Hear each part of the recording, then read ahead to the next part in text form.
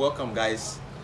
As we promised you to come your way always with interviews from professors, from educationists, from people who are in the education industry to bring you the necessary information and to get you abreast with what is going on in academia.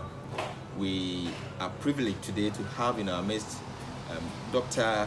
Vincent Tawiah, a Ghanaian professor who is an assistant professor at Dublin City University, Ireland. You are welcome, sir. Thank you very much. So I'll begin by asking you possibly how your early days in education started. So if you wouldn't mind, you start giving us some synopsis of how your education started. Thank you very much once again. It's always a pleasure to have opportunity to inspire the next generation. Yeah. As a young man growing up, I come from a very large family, but the good thing is I had a chance to have early education at a Catholic institution, so I did my primary school. But the interesting thing is I failed. I was repeated in one of my primary schools, but that didn't deter me from pursuing a higher education. So after all, from a very small village, I got a chance to go to a boys' school, St. James Seminary, where I did my senior high school. And I believe when I was there, I didn't know, at that point, I was still very young, so I didn't know much about education and high school, because given that I was coming from a village where people, all we know is whether you have passed or you have failed your senior high school. But going to the boys' school and going to a very competitive school, I got to understand education from my second year, I would say. So in my third year, I was very much inspired and motivated to get a higher score. And God being so good, I did a very good job. I got a very good grade at the boys' school, at the high school. And then I got a chance to go to University of Cape Coast, where I pursued my degree. In all these circumstances, normally when you finish high school and you want to go to university, ideally you are supposed to buy many forms. But given from where I'm coming from and financial constraint, I only had one chance. So I bought UCC, and I got the one interesting thing. I even went for the highest competitive program, knowing that I bought only one university form. That was a very big bet. But I believe that when you know what you're looking for and you know what you're seeking for, you will surely get there. They always say that where there is a will, there is a way. So I got a chance to do my degree at UCC. That's where I ended my Ghana education. Yeah, thank you very much for the insights. And what course specifically did you do at UCC? Oh, I did Bachelor of Commerce. At that time, it was a flagship and one of the most prominent courses in the business arena of Ghana. So to get that course was a bit of a shake-up in your life. Yeah, sure. Okay, so after UCC, what next? Oh yeah, very interesting. After UCC, to get a first degree, first class was all that some of us we knew, because knowing where we are coming from, knowing that we don't have anything to go back to. Interestingly, I never got to the first class bracket until my last semester. So you can imagine, I was always at the borderline. And this is UCC we are talking about. You don't just get any grade and you get your first class. So I was always about 3.5, 3.54. But in my last semester, I got a chance to just hit 3.556. So by conversion, I got a chance to be called a first class student. Yeah. And then, but I was coming from Ahafo. By the time I finished, Newmont have come around, and there was this local content requirement. Oh my dear, I really wanted to work in the mining industry, but my mother told me point blank, you die early, so nobody will allow you. Yeah. So eventually, I ended up as a teaching assistant. Okay. And I stayed at UCC for 1 year being a teaching assistant. And then during that time, within the university environment, the next obvious thing was to become a lecturer. And everybody was like, yeah, why don't you do your master's and become a lecturer? Again, it boils down to money. Nobody's providing scholarship. So I tried many scholarships, the UKs, all the prominent countries. Unfortunately, my grade was not good enough, and I didn't have much story to get a scholarship. So I ended up getting a scholarship in India. I know you'll be very much interested. Why India? Wow. Beautifully. That's where I ended. Wow. India. Oh yeah, India. Okay. So could you give us more insights into how you even applied to India and even getting the scholarship in India and how it worked out to today? Oh yeah, casting my mind back like around 2013 when people were looking for scholarship in UK, you know, you are there, you are doing national service, and somebody will come and tell you, oh, I got a scholarship to UK, and you are, you know, even those people who know where they are going in Ghana are getting scholarship, and you know that after the national service, see that you are going back to your village to go and chase your goat, or because you don't know anybody in any big company to get you there. So for us, anything that is on the table, we're chasing it. So I met a colleague. So during my service, I was living in Casford, and one colleague who was also in doing national service, but in a totally different department, happened to, we were on the same block. So he came to me one day that he has this form he need to fill, but it's too much, and then he can only allow me to see the form if I promise that I'll help him fill the form. Wow. Because again, you need to remember that we are all looking for scholarship. It's very competitive. And this guy he has a second class upper. And by nature, I have a first class. So if I get to know and apply, if they are taking one person, I'll go before him. That means you have a competitive advantage. More competitive advantage, so which is very, I mean, it's the obvious thing. And it's not that he was a bad person, but, and I said, oh, fair enough, I'll help you fill the form. So as I was helping the guy to fill the form, he said, okay, you can also apply. So we all applied, and then during that time, things were not more technologically advanced. It was paper-based, too much of papers. And we are talking about India. We need to fill every form, we need to duplicate it like 6 times. We filled everything, and we have to submit to an embassy. Was it not directly to the school, or you have to pass it through an embassy before? Yeah, you have to pass the documents will be sent to the school. Yes, you have to pass it through an embassy. So that is why you have 6 copies. So the embassy will take it, they will send it to the office in India. They will also get a copy before they will send it to some schools that you have picked. And then, you know, the interesting thing, technology was not that advanced. You don't even have a website for the school you are going in India. And the little information you have is written in their language. So we were just choosing the schools based on age or based on where it is. That is it. There was no much of information. So that's kind of that was the situation we were. So 6 copies, each one was more like a thesis, like a booklet. So eventually we submitted. But what is very interesting is during that time I had an email which is it was Y-mail, and then unfortunately, when they were recording my email, he used the standard email was Y-mail, but the guy made it Gmail. So when they sent the response, when the outcome came and they sent the email, I didn't receive an email. The other guy got the email that he has been selected for the scholarship. So the interesting thing, the guy got the scholarship. I didn't receive any email, but what helped was in the email they sent to each of the candidates, they listed those who have gotten the scholarship. So my name was there, but I have not received the email. When I called the embassy told me that if you have not received an email, it means you didn't receive the scholarship. And I called the embassy again. I said, I've seen my name in the list. And he said, if you don't have an email, you don't have a scholarship. So at that time, I have to travel all the way from Cape Coast to go to see the guy in person before the guy will agree that, oh yeah, you are part of the list. Before they could have changed my email. So just the mistake in my email nearly cost me my scholarship. And I think if I didn't get the Indian scholarship, I don't think I'll be here by now. That's a very good story, and then all of us could even learn from it, because writing legibly is something that is of essence in academia.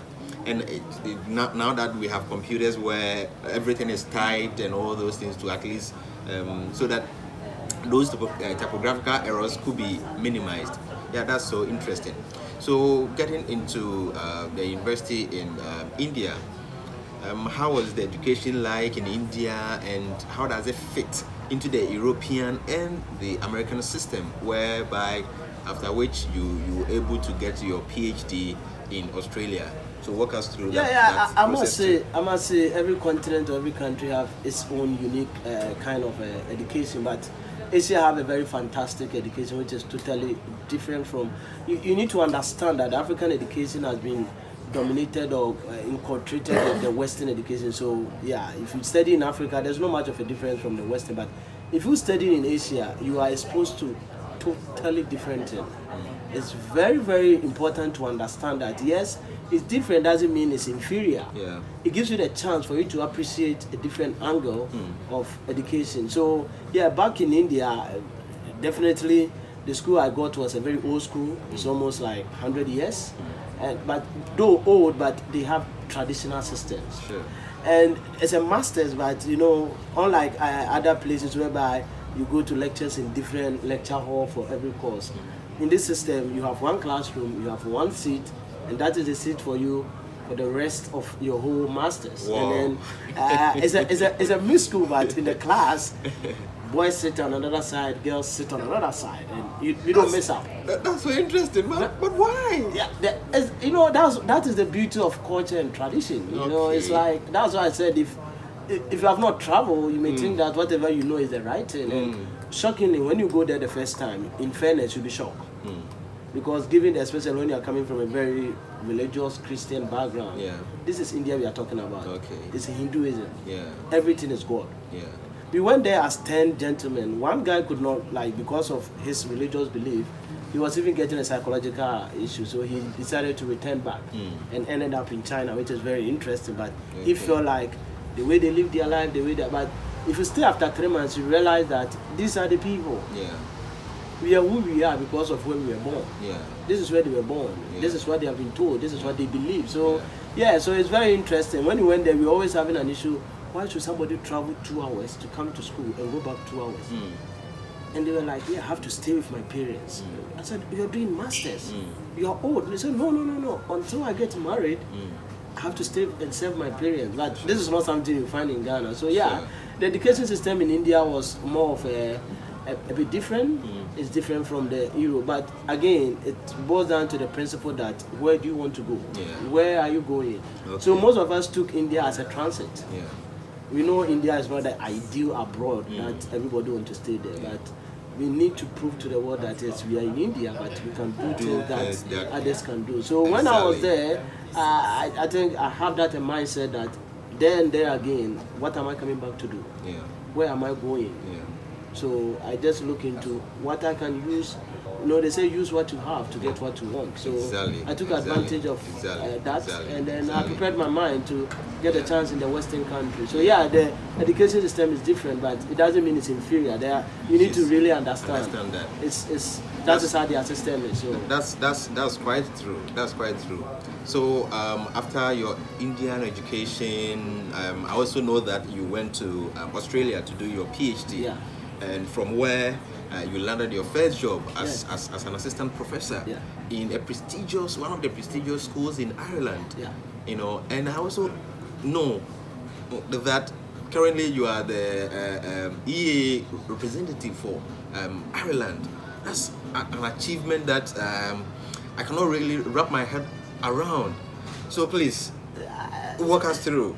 There and there again. So when I was in India, as I was saying, I realized that getting an Indian qualification, yes, the mindset of being inferior was there. So I decided to start working on a publication and conference. One good thing in India is there are so many journals there, and then there are so many chances to go for conferences. So I built up that case, that kind of thing. So I got a chance to, I started applying for PhD scholarship in developed countries, Hong Kong, Australia, UK. I got some partial scholarship, but eventually I landed in Australia, which is another fantastic country to be. It's the end of the world, as they say, the Pacific. So I went in there, and my PhD education was more like you have your 3 years, you have your scholarship, you have to do what you have to do to survive. It's more like you start, you finish. So there and there again, I know that when I finish, I need to get a job. So I focus on how do I prepare myself as a PhD scholar in order to secure a job after my PhD. And one of the requirements is getting publication. So from the very first day, I started working on it. And then I started getting involved in things that will really prepare me, will make me ready for the job. Remember, no matter where you be, you are still an African, you are still black. The competition is not the same. You are with the white, so you need to demonstrate beyond reasonable doubt. So I spent about 2.5 years on my PhD, finished my PhD, and then unlike many people would like to be, Australia is a fantastic country, you want to stay there, but you need to understand that finishing PhD and not getting a good job, it's not that very nice. So I decided to take another leap, and then I came to Europe, and I realized in Europe, where I am, in Dublin City University, and in Ireland, of course, I realized that if I draw on my research very well, I have a very strong competitive advantage. So I work on my research, and I didn't make my background or my color to prevent me or to discourage me to get involved in the things that matters. Obviously, when you go to a white dominating country or community, there's the tendency that you feel like they will not respect your views. Obviously, we know that. It's, of course. Even within our own countries, we discriminate against each other. So if a white man feel like you're inferior, I mean, I've lived with them for a very long time, so I know, but I always put myself ahead and make myself available and let them feel like I am somebody to contend with. So with my representation on the European Accounting Association, as one of that's the flagship association of accountants in Europe, as a rep. And when the opportunity came, I never resisted. I didn't say I'm young. I didn't say I'm just new in Europe. I just proved to them that I've been in such a position before. Because when I was doing my PhD, I represented my peers on the University Council. I know what it takes to be in such a board, and I know the kind of things I can contribute to. So when I put my hand in there, and it's not just like I want to be there. I want to be there to make an impact. So my colleagues feel like, he's the right guy for the right job. So yes, color will always discriminate you, but you need to go with the mindset that if you want to do something, it will take you some time, but prove to them that you can do it. Let them make the choice. Don't choose for them that, they will never allow me to do it. So it was a competitive bid, but I think I put myself up there to be able to represent, not just to represent Ireland, but to demonstrate that wherever you are, no matter your color, you should be able to have an impact. In fact, your profile is so solid that sometimes if you think about how quickly you were able to move from high school through the university, through your master's, your PhD, and even landing a job and getting this high office. And I also learned that this office, you are going to hold it for 5 years. So I'm really intrigued. So what advice will you give to the young Ghanaians or Africans who are also aspire to be possibly in the same position as you are? I think one thing you need to understand as growing up, if you are coming from Africa, don't complain about discrimination. You need to use it to your advantage. No matter however you want it, it's there. Even within our families, even within your own nuclear family, you have some children you like than the others. I can give you an example. When I applied for a job at where I am now, when I came for an in-person interview, I told them point blank, I said, yes, you're a growing university. You hype yourself, you want to be international. But you cannot be international when all of you are white. Nobody will understand it. I bring diversity. This is what I offer. So yes, I didn't use my color as a discriminating victim. So the first thing you need to understand is blaming people for your color is you are wasting your time. What can you use your color to make a difference? What can you use your color to? So the first thing is you need to rubbish that idea that they will discriminate against you. Discrimination is everywhere. We just have to understand. And then you need to know, what do you want to achieve? What do you really want? There are so many opportunities, but you cannot get all of them at the same time. Everything is good, but not everything is good for you. So if you want to be in academia, if you want to do your PhD, you need to stay focused. If you want to be in the industry, you need to stay focused. If you come here, one thing I've seen about some of the young Africans, especially when they come and do their PhD, it's like they always, when you ask them, what do you want to do? Really, I don't know whether I'll go to Ghana, I want to stay here. If you have that mindset, it's very difficult. Because going back, the fact that you came here to do PhD doesn't mean when you go to Ghana, you become a professor. That idea is gone. If you are here, prepare your mind compete as if you will stay here. If it doesn't work for you and go back to Ghana, people will see your value. Sure. Don't be like, oh, I just want to get my PhD and go. What have you changed in your life? PhD, everybody get PhD. You can stay home and get your PhD. So prepare yourself. Don't be like, oh, even if I send my paper, they will not, you all receive rejection. I mean, the white professor received rejection. So open yourself up, be competitive, do your best. Yeah. I always tell, as I tell my students, if you believe in God, do your best and have faith. If you don't believe in God, do your best and believe in your karma. Okay. Once you do your best, if the results even go bad, you believe that this is what I could offer. Yeah. There's no resentment or there's no like, had I known. Yeah. So my best advice is, ask the right question, look at where you are going. You can't be everywhere. Look at where you are going, ask the right question. The best thing is information. Yeah. Nobody will kill you. The worst thing the person is, I don't know. Yeah. That's all. Ask. Wow. What shall we do? You ask. See your colleagues. Wow. Don't make things complicated. Make life very simple. Ask. Dr. Vincent Tawiah, PreViewGh is privileged to have you on our show, and we hope to see you next in your next portfolio. You know, and then we know that from the way you have come and your humble beginnings up to this end, we know that there are greater things ahead of you. Thank you very much for coming. Thank you very much for having me, and I wish you and your viewers all the best. Thank you.